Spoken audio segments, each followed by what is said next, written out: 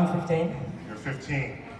So he's thinking of conquering all resources of the universe. Yeah. Can I have this louder, please?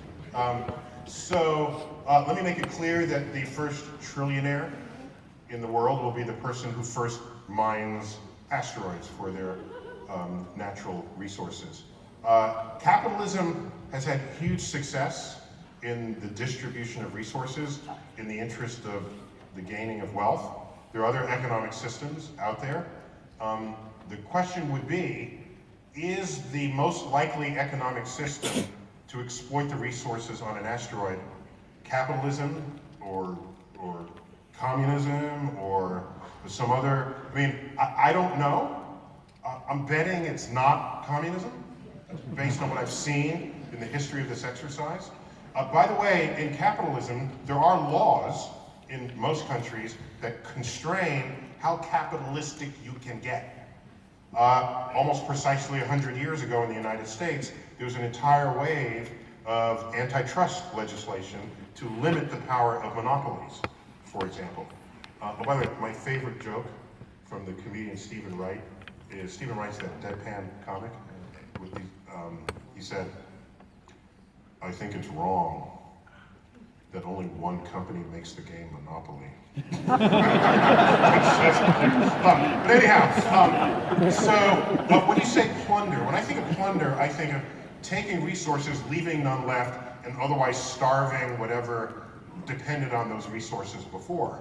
But the good thing about the universe is that the resources are essentially unlimited.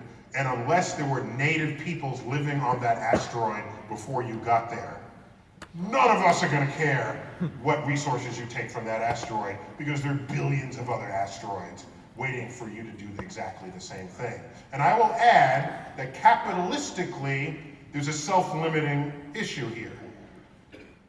There are asteroids that are rich in gold. Gold is $1,000 an ounce, or however it gets measured in the metric world. Because remember, I come from America.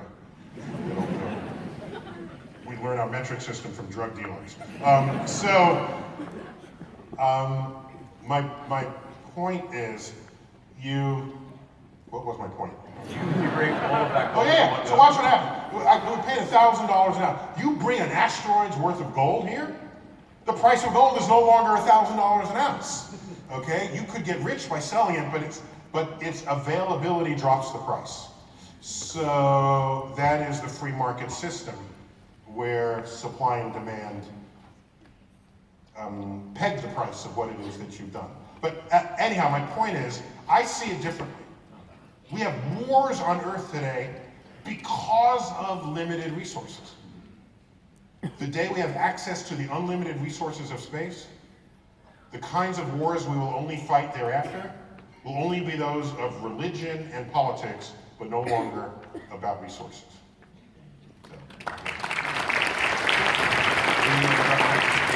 Speed up, I promise I'll speed up. How about right down here? Does gravity have entropy? Does gravity have entropy? Yeah, that's cool. How old are you? 5. You're 5, okay. You got a good school system. You come to my physics class on Monday at Swinburne Uni. You enrolled. Yeah.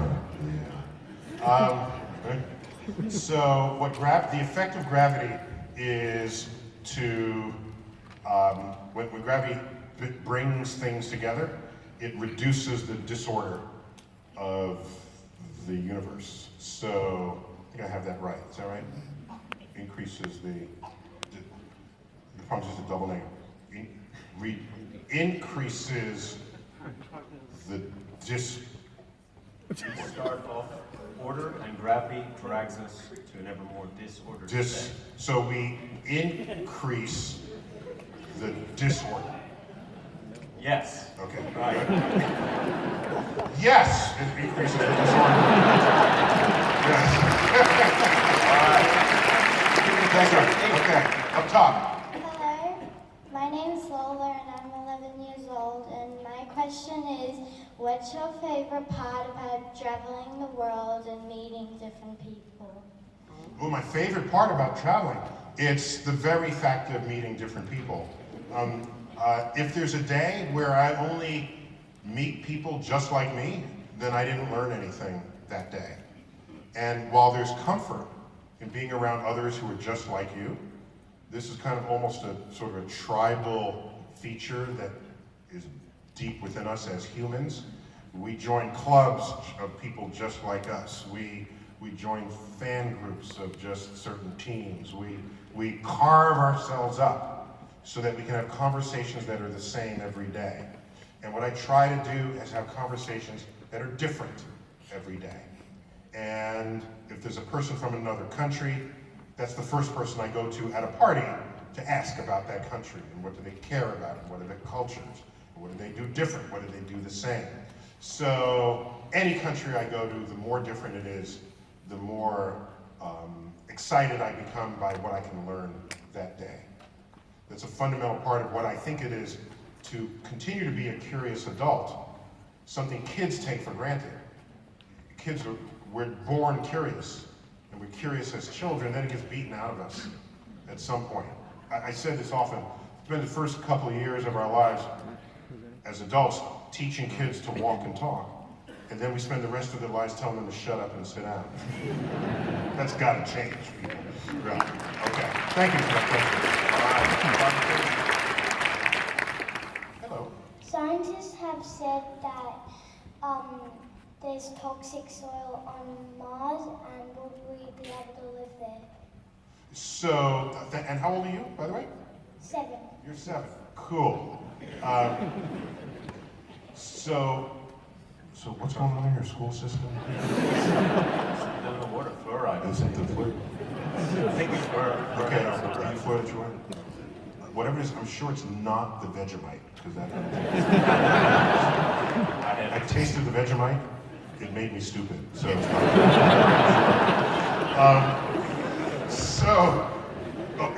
It's the Tim Tams.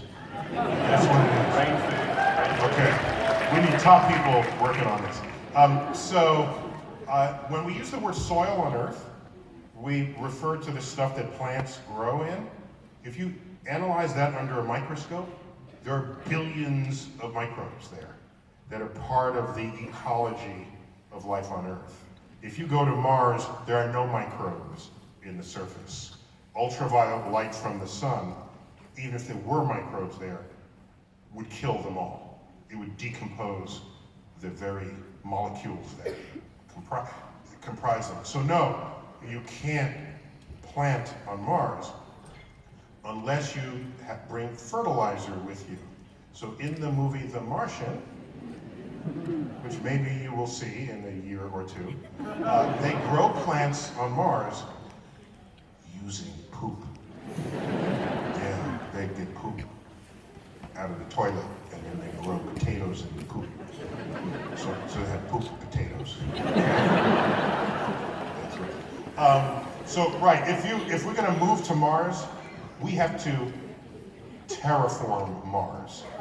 That's a great word, a new word for many people. It's do things that will enable Mars to turn into something like Earth. You can put microbes there that are okay under high radiation and that might generate oxygen. And microbes reproduce very quickly, so they could then populate the soils, and maybe one day we can then ship 1 billion people to Mars and be a double planet species. But right now, no. Mars will kill you in 20 ways. So, but you're just the right age to be the first generation to walk on Mars. So I'm too old for that, and you're not. So we'll see you on Mars. Somebody's got to do it first. Might as well be you, because you're thinking about it now. Yeah, thank you for that question. Okay, bit of housekeeping. Meet and greeter, ticket holders, if you can stay here. For everyone else, if you want to hear more of Dr. Tyson's thoughts, there is merchandise out there for purchase. We are getting to the end, and I'm getting flashing warning signals, but these questions are so good. So, sorry guys, let's go to ink. This is the last one, and then we'll have one more. I'm so sorry, everyone. All right. So two more. Two one more. on top, one down. Super quick though. Hello, I'm Leighton, and I'm asking a question for both of you. I'm looking at college degrees and what to do after high school, but I don't know how to get to where both of you are now at the moment. So did you have any ideas for people like me that are interested in astrophysics, astronomy, science, and where to go next from high school? So, I'll just quickly take this. In Australia, almost all universities have physics degrees, and within the physics degree, you can pick astronomy units. You can start to take summer scholarships. So the CSIRO just announced the radio astronomy summer scholarship. So there's myriad ways to get involved in astronomy from day one, but typically it's a physics degree and then eventually a PhD in astrophysics. Yeah, it's a physics degree because there's no understanding of chemistry. There's no modern understanding of chemistry without physics. And there's no understanding of biology without chemistry. And so the physics degree is paramount here. And most large, significant universities, you can get a physics degree. But if you know you're also interested in astrophysics, you might then get not only the university that has the physics degree, but a university that has observatories and centers that have collected people who have astrophysics as their expertise. And you hail from such a place where that is exactly what happens. So, and by the way, the language of the universe is mathematics. So a fundamental part of this exercise is embracing an arc of mathematics that takes you right out. So that you can then become conversant with the cosmos, because the universe speaks math back to you. Our last question is Hi, my name is Callum. I'm 15 years old, and I guess you could say that I debate flat earthers a lot more commonly than you do. What's going on in your school system? On the internet, I debate flat earthers. I haven't met one in real life, but I do have a question. You being an astrophysicist, what is the strongest argument against a flat earth related to physics?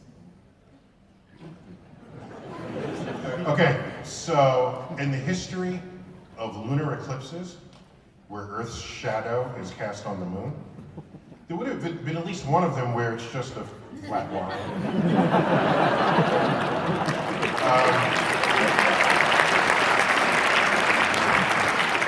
Yeah, and then there's a flat, yeah, I mean, one of them would be that. And it's never the case, it's always a curved surface. And the only shape that makes a curved circular shadow, no matter the angle of light on it, is a sphere. And the Greeks knew this. So, yeah. So just tell those people, just don't run for office. If you want to preserve civilization and the hard work of thinkers that have come before them. Yeah. all right, thank you so much. Thank you. Wait, how about right here? All right. Okay, go. Really, I'm so sorry. It's all over. Go. Hi, my name is Anita, and how can we fix global warming?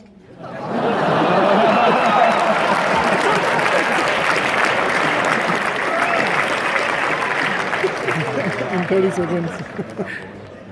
How old are you? Sorry, say again. 10. You're 10, okay. So, how do we fix global warming? Let me give a weird answer to that question, okay? So, in my experience, it's hard to get people to do what they don't want to do, all right? That's just hard. You have to be motivated somehow. And the greatest motivator is economic, okay? Tends to be. Just keep that in mind. There was a day we used to hunt whales. Not just for sport, but because they had huge economic value to civilization. The oil content of a whale was huge, and it was used for lamps, for lighting, this sort of thing. Then we stopped hunting whales. And you can say, oh, because we learned that whales, we shouldn't hunt whales. No, that's not why we stopped hunting whales. It's because we found another energy source that was cheaper. there was oil spewing out of the ground, and all you had to do was dig for the oil and figure out how to turn that into